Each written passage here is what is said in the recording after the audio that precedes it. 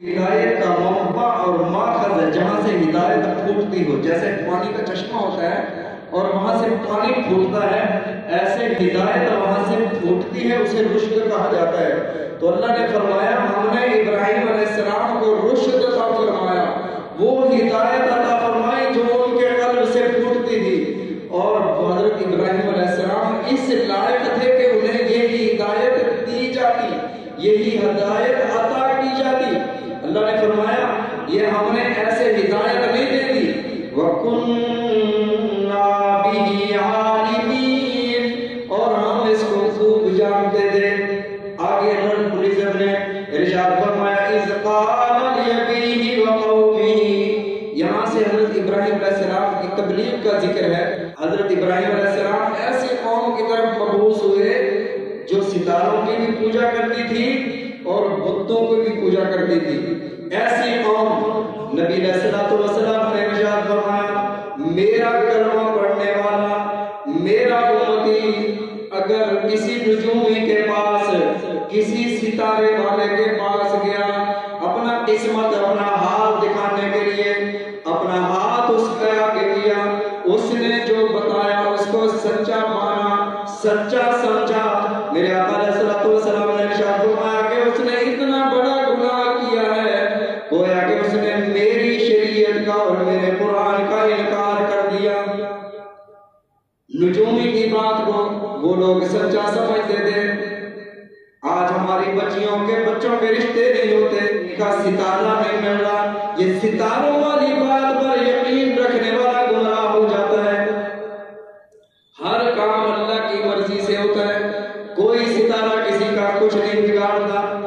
ارشاد فرمایا فَلَمَّا أَفَلَ قَالَ لَا أُحِبُّ الْآفِلِينَ، جب ستارہ غروب ہوا فرمایا ان ستاروں کو پوجتے ہو، یہ تو غروب ہو گیا ہے۔ اب حضرت ابراہیم علیہ السلام کی جوانی آئی ہے، اللہ نے نبوت عطا فرمائی ہے، تو حضرت ابراہیم علیہ السلام اپنے والد سے، والد کا نام ہے آزر، آزر بت پرست بھی ہے، بت فروش بھی ہے، ایسے گھر میں پیدا ہوئے جس گھر میں بت بن رہے ہیں، بت فروخت ہو رہے ہیں۔ حضرت ابراہیم علیہ السلام کے لیے سب سے بڑا مسئلہ یہی تھا کہ گھر میں بت پرستی۔ اپنے والد سے جا کر عرض کرتے ہیں یا اباتی لما تعبد ما لا يسمع ولا يبصر ولا يغني عنك شيئا، اے میرے پیارے ابا جان آپ ان کو کیوں پوجتے ہیں، نہ جو سنتے ہیں نہ دیکھتے ہیں اور نہ آپ کو نفع نقصان کو سمجھتے ہیں، آپ ان کی پوجا پاٹ نہ کریں۔ تو والد نے کہا ابراہیم میرے گھر سے نکل جا، انی لارجمنک، نہیں تو میں نے تمہیں رجم کر دینا ہے، پتھر مار مار کے تمہیں مار دینا ہے۔ حضرت ابراہیم علیہ السلام جاتے ہوئے روتے ہوئے کرتے ہیں قال سوف استغفر لك ربی، اے میرے بابا جان تو میرا ابا ہی ہے، بے شک میرے اللہ کا نافرمان ہے، ساستغفر لك ربی، میں اپنے رب سے تیرے لیے مغفرت مانگوں گا، میرا مولا تجھے ایمان دے دے، اگر تو ایمان لایا تو یہ ایمان تیرے لیے فائدہ مند ہوگا۔ حضرت ابراہیم علیہ السلام نے اپنے قوم سے ارشاد فرمایا اذ قال لأبیہ وقومہ، جب اپنی قوم سے اور اپنے والد سے فرمایا هذه التماثیل التي انتم لها عاکفون، یہ تو مورتیاں ہیں ان کے پیچھے لگے ہوئے ہو، یہ تمہیں کیا فائدہ، یہ کیا نفع نقصان دے سکتے ہیں۔ وہ کہنے لگے وجدنا آباءنا لها عابدین، ہم نے اپنے باپ دادا کو یہی کرتے پایا ہے، اگر ہم تیری بات مان لیں تو یہ ثابت ہوگا کہ ہمارے باپ دادا غلط تھے، ہم اپنے باپ دادا کو کبھی غلط نہیں کہیں گے، یہ تو ہمارے باپ دادا ایسے کرتے چلے آ رہے ہیں۔ تو فرمایا قالوا وجئتنا بالحق، قوم کہنے لگی یار تو یہ سچی بات کرتا ہے یا ہمارے ساتھ کوئی مذاق تو نہیں کر رہا۔ حضرت ابراہیم علیہ السلام فرماتے ہیں بر ربکم، میرا رب بھی تمہارا رب بھی وہ ہے جو زمینوں اور آسمانوں کا رب ہے، تم کس نمرود کے پیچھے پڑے ہوئے ہو۔ اللہ رب العزت نے اس کائنات میں 4 انسانوں کو پوری روئے زمین پر حکومت عطا فرمائی، پوری روئے زمین پر حکومت اور سلطنت عطا فرمائی، ان میں 2 مسلمان اور 2 کافر ہیں۔ جو 2 مسلمان ہیں ایک اللہ کے نبی حضرت سیدنا سلیمان علیہ السلام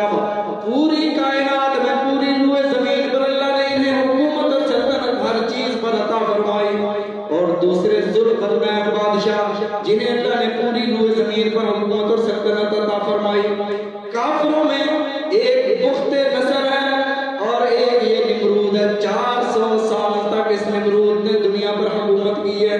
हजरत इब्राहिम अलैहिस्सलाम ने जब फरमाया कि अल्लाह के सामने झुक जाओ, वो तुम्हारा भी रब है, हमारा भी रब है, कहने लगे कि हमारा रब तो निमरूद है, ये कौन से रब की बात करते हो।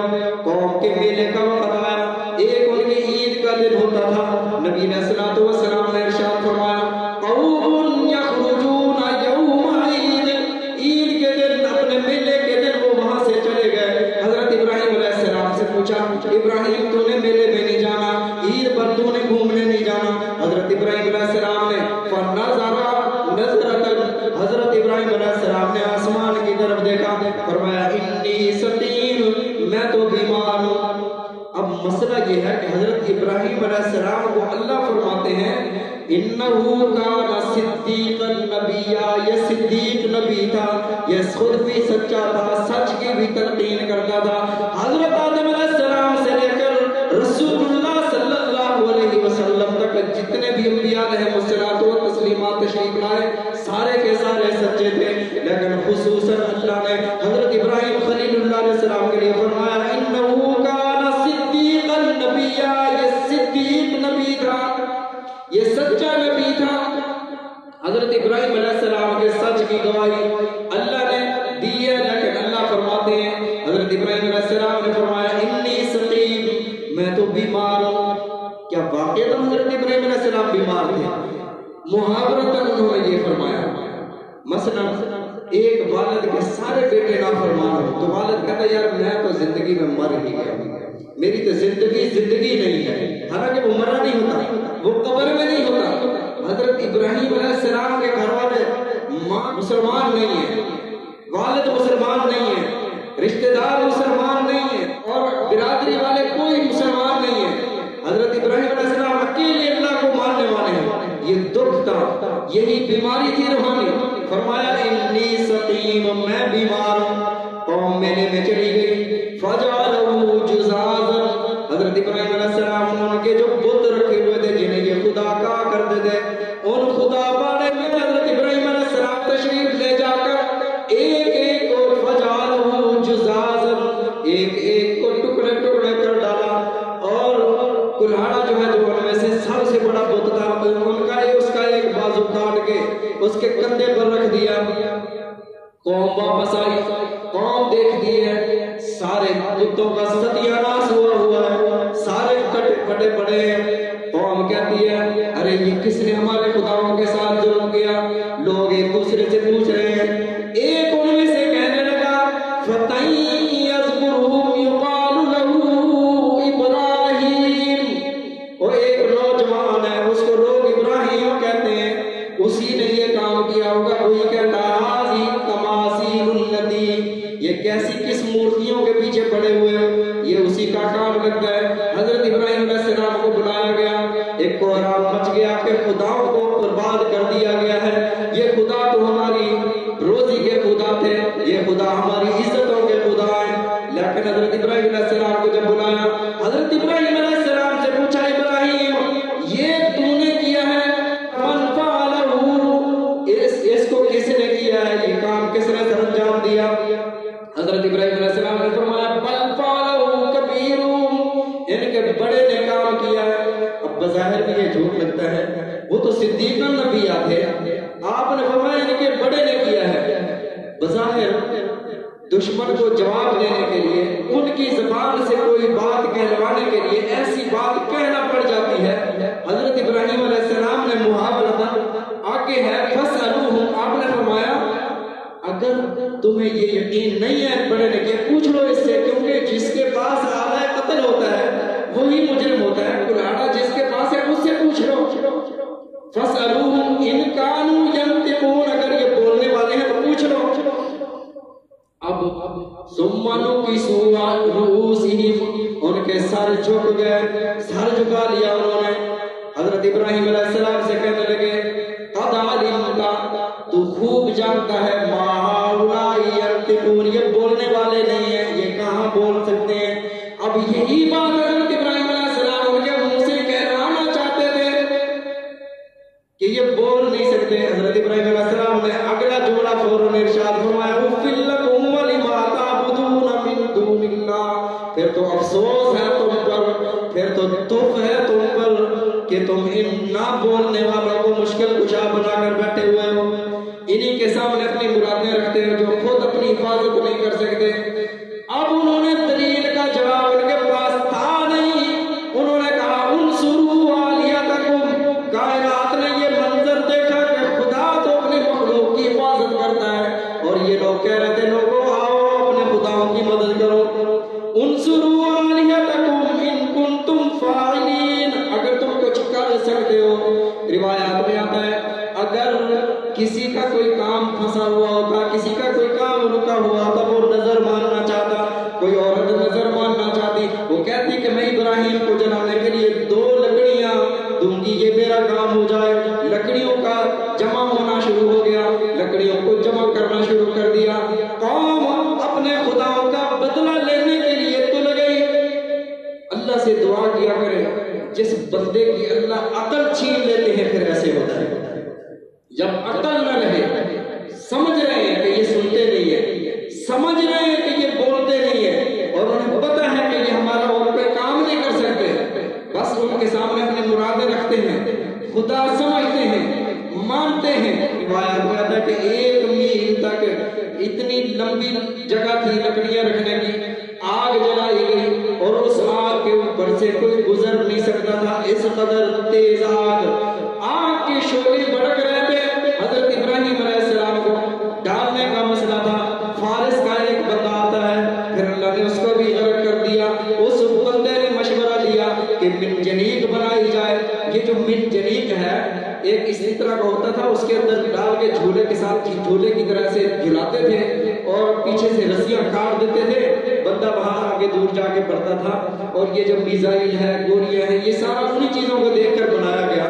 بہرحال حضرت ابراہیم علیہ السلام کو منجنیق میں بے لباس کر کے, برہنہ لباس کر کے, یہ سب سے بڑی سزا ہے کہ انسان کو ساری لوگوں کے سامنے, مخلوق کے سامنے ننگا کر دیا جائے. میرے آقا علیہ الصلوۃ والسلام نے ارشاد فرمایا اول من یقصی یوم القیامت ابراہیم. قیامت کے دن, حشر کے دن حضرت آدم علیہ السلام سے لے کر قیامت تک کے لوگ سارے وہاں موجود ہوں گے. سب سے پہلے جنت سے ایک جوڑا منگوا کر اللہ رب العزت حضرت ابراہیم علیہ السلام کو پہنائیں گے. صحابہ لرز گئے, یا رسول اللہ صلی اللہ علیہ وسلم قبلک یا رسول اللہ, یا رسول اللہ آپ سے بھی پہلے, کیا آپ سے بھی پہلے حضرت ابراہیم علیہ السلام کو لباس پہنایا جائے گا؟ میرے آقا علیہ السلام نے ارشاد فرمایا ہاں, مجھ سے بھی پہلے ابراہیم علیہ السلام کو لباس پہنایا جائے گا, اس لیے کہ دنیا میں اللہ کی توحید کی خاطر ان کو بے لباس کیا گیا تھا, ان کو بے لباس کیا گیا تھا. تو حضرت ابراہیم علیہ السلام بیٹھے ہیں منجنیق میں, ہاتھ بھی باندھ دیے گئے, پاؤں بھی باندھ دیے گئے, ساری قوم مخالف ہے. حضرت ابراہیم علیہ السلام منجنیق میں بیٹھے ویسے آسمان کی طرف نگاہ اٹھاتے ہیں, اللہم انت واحد فی السماء, میرے مولا آسمانوں میں تو اکیلا رب ہے, وانا واحد فی الارض اعبد, میں اس سرزمین پر اکیلا ہی تیری عبادت کرتا ہوں اور کوئی تیرا نام لینے والا نہیں. اگر تو جلانے پر راضی ہے تو میں خلیل جلنے کے لیے تیار ہوں.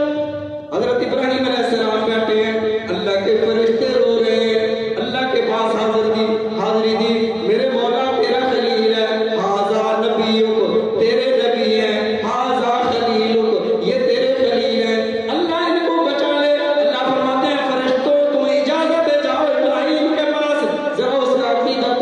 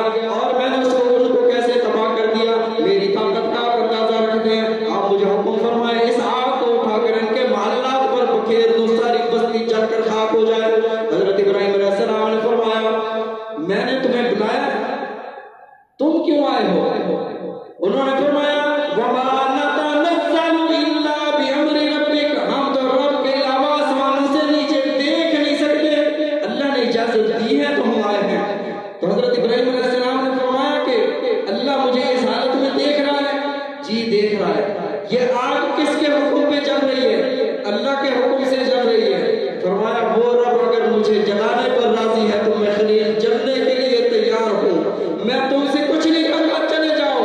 پھر جب حضرت ابراہیم علیہ السلام نے سارے واسطوں کو ٹھکرا دیا، پھر اللہ نے کسی فرشتے کو نہیں بھیجا جا کر آگ کو کہو ٹھنڈی ہو جا، فرمایا یا نار کونی، براہ راست حضرت ابن عباس رضی اللہ تعالیٰ عنہ فرماتے ہیں اگر اللہ حضرت ابراہیم علیہ السلام کی تخصیص نہ فرماتے ساری کائنات کی آگ ٹھنڈی ہو جاتی۔ فرمایا یا نار کونی بردا وسلاما علی ابراہیم، اے آگ میرا ابراہیم تیرے اندر آ رہا ہے، اس پر ٹھنڈی ہو جا۔ آگ ٹھنڈی ہوئی، حضرت ابراہیم علیہ السلام 40 دن آگ میں رہے۔ 40 دنوں کے بعد حضرت ابراہیم علیہ السلام 40 دن جب آگ میں رہتے ہیں، نمرود اپنے محل پر چڑھتا ہے، دیکھوں میں آگ کو دیکھوں۔ اللہ نے آگ کے اندر سے حجابات ہٹا دیے، حجابات ہٹتے ہیں، دیکھتے ہیں حضرت ابراہیم علیہ السلام صحیح سلامت اندر بیٹھے ہوئے ہیں۔ اس کے منہ سے، اس کی زبان سے بے اختیار ایک جملہ نکلتا ہے، کہتا ہے نعم الرب، رب ہے تو ابراہیم کا رب ہے، کتنا اچھا ابراہیم کا رب ہے جس نے ابراہیم کی آگ میں بھی حفاظت کی۔ ابراہیم علیہ السلام آگ سے باہر نکلتے ہیں۔ اب مذاکرات کا سلسلہ شروع ہوتا ہے کہ یار اس بندے کو آگ نے نہیں جلایا، ان سے مذاکرات کر لیے جائیں۔ حضرت ابراہیم علیہ السلام سے مذاکرات شروع ہوئے، تو بھئی آپ ہمیں رب کیوں نہیں مانتے؟ حضرت ابراہیم علیہ السلام نے فرمایا اس بات کو سورہ بقرہ میں اللہ نے ارشاد فرمایا اس مناظرے کو، الم تر الی الذی حاج ابراہیم فی ربہ ان آتاہ اللہ الملک اذ قال ابراہیم ربی الذی یحیی و یمیت۔ جب ابراہیم علیہ السلام نے فرمایا میرا مولا، میرا رب تو وہ ہے جو زندگیاں عطا کرتا ہے، جو موتیں دیتا ہے، جو زندہ کرتا ہے اور مارتا ہے، جلاتا ہے، حیات بخشتا ہے، تو اگر رب ہے تو کر کے دکھا۔ اس نے کہا یہ تو میں بھی کر سکتا ہوں۔ اس نے جیل خانے سے 2 قیدی منگوائے، ایک پر سزا نہیں ہوئی تھی، ایک بے گناہ تھا، ایک پر سزائے موت تھی، سزائے موت والے کو چھوڑ دیا اور دوسرے کو پکڑوا کے قتل کر دیا۔ کہا دیکھو جس پر موت تھی اس کو میں نے حیات دے دی، جس کی حیات تھی میں نے اس کو موت دے دی۔